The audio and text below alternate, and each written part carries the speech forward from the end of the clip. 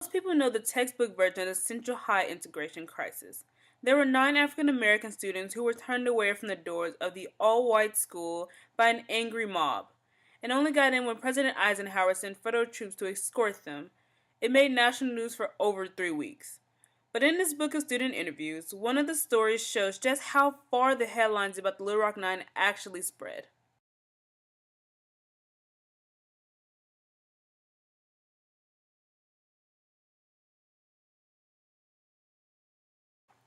My father was lying down on his bed. The air conditioning kicked in before I could ask a question about the integration, so I decided to wait until the room was cool. My father, who was in Vietnam during the integration in America, had learned about it with his classmates. He took a sip of water and told me to go ahead and start.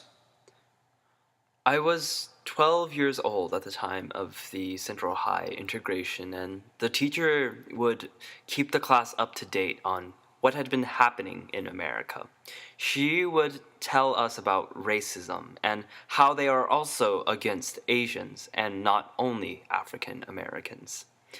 The Vietnamese newspaper was made up of news from Vietnam and some current news of America.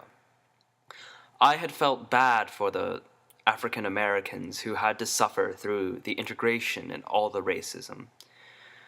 During the early 70s, I wasn't scared to go to Europe or even Canada.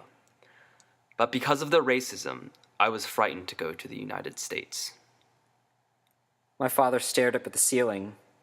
He became quiet for a while. When he finished, he got up to refill his water.